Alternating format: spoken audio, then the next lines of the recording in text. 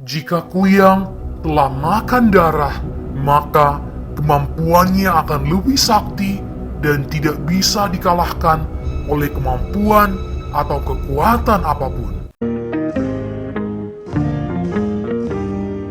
What's up guys? Balik lagi bersama aku Ucok, dan kali ini aku akan membahas mengenai asal-usul Kuyang, sosok manusia setengah hantu yang sering bergentayangan di Pulau Kalimantan. Bagi kamu yang pernah mendengar hantu Kuyang, pasti sudah tidak asing lagi dengan sosoknya yang sangat menyeramkan.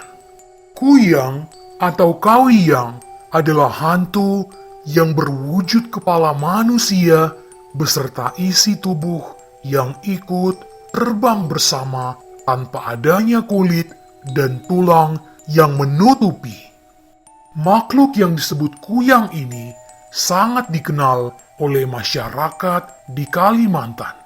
Menurut cerita, Kuyang sebenarnya adalah sosok manusia yang berwujud wanita yang mempelajari ajaran ilmu hitam untuk mencapai kehidupan abadi ataupun awet muda. Kuyang merupakan manusia biasa yang pada siang hari membaur dengan lingkungannya. Namun, pada siang hari biasanya ia akan mengenakan pakaian seperti jubah. Tetapi ia akan bergentayangan ketika malam hari dengan membawa kepalanya saja untuk mencari darah bayi atau darah persalinan untuk dihisap sebagai sarana penambah kekuatan ilmunya. Korban akan dihisap darahnya sampai lemas, dan Kuyang yang berhasil meminum darah korbannya akan memiliki hidup yang abadi, kuat, dan sakti mandraguna. Dan untuk menandai mangsanya, Kuyang biasanya mendatangi seorang perempuan yang sedang hamil besar dan mengusap perutnya. Jika tidak mendapatkan wanita yang akan melahirkan, Kuyang biasanya berkeliaran di pemukiman penduduk untuk mencari sisa-sisa pembalut wanita yang dibuang sembarangan. Untuk itu, bagi para wanita, terutama yang masih gadis, untuk hati-hati ketika sedang halangan. Jika darah segar tidak ditemukan, mungkin saja Kuyang ini mendatangi orang-orang yang sedang tidur dengan menghisap darah dari pangkal paha ataupun lengan. Sehingga ketika beberapa hari kemudian akan ada bekas kebiru-biruan dengan sedikit rasa gatal di tempat yang dihisap tersebut.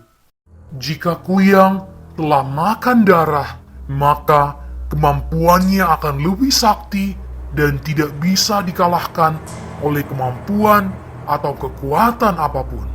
Ada juga yang bilang jika Kuyang tidak menemukan korban ataupun gagal karena diusir warga, maka Kuyang akan menghisap darah hewan.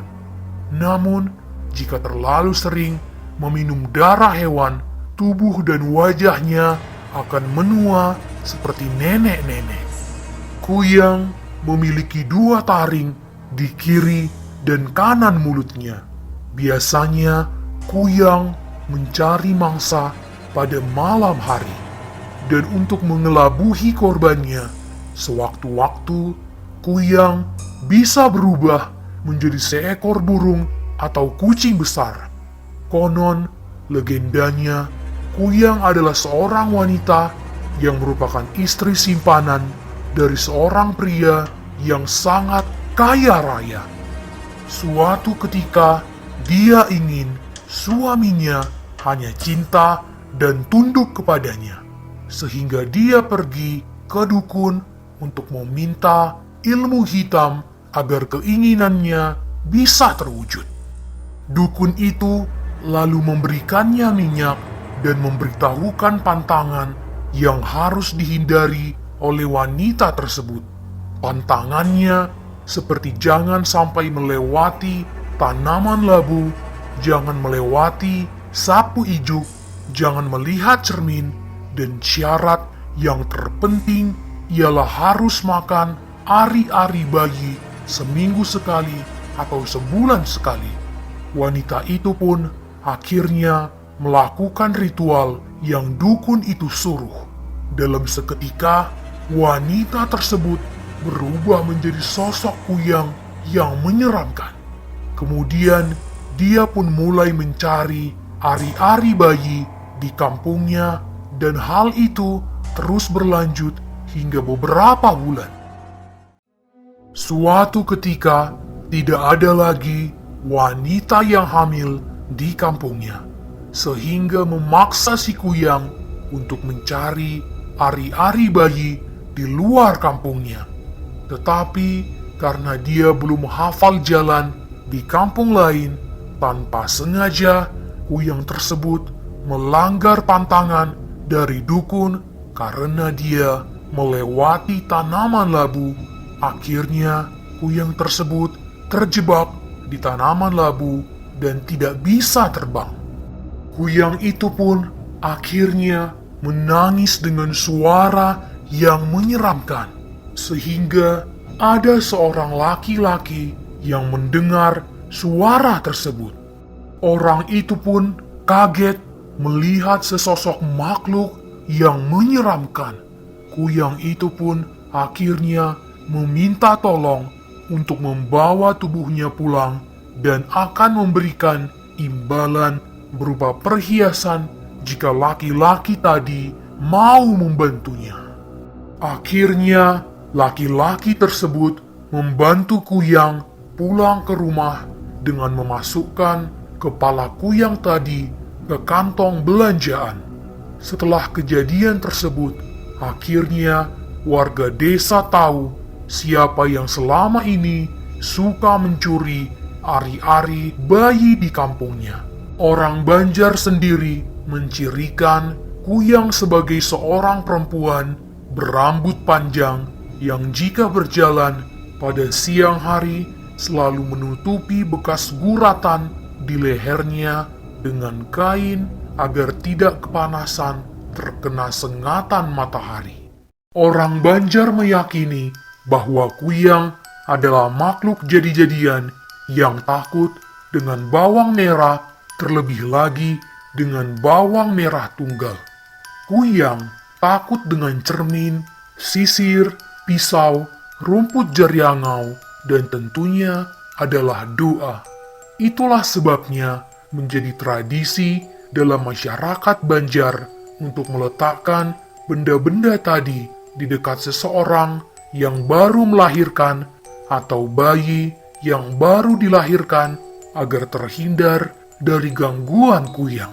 Tali ijuk umumnya digunakan oleh orang Banjar sebagai tali ayunan, ataupun bayi tadi yang dipukung atau berarti dibedong sehingga menutupi bagian leher dan hanya kelihatan bagian kepala dan wajah saja yang dimaksudkan untuk menengah ataupun menghindari gangguan kuyang atau makhluk-makhluk halus. Konon, kuyang dan makhluk-makhluk halus pengganggu lainnya juga takut dengan tali ijuk. Karenanya, tali ijuk terkadang juga dijadikan sebagai dinding atau pelindung rumah dengan mengikatkan tali ijuk di sekeliling bagian atas plafon rumah. Cara lain yang bisa dilakukan untuk mengusir kehadiran kuyang adalah dengan cara memukul-mukul perabotan rumah tangga pada malam hari. Lalu, jika sampai berhasil menemukan tubuh kuyang yang ditinggal oleh kepalanya, hal ini menjadi kesempatan emas untuk membunuh kuyang.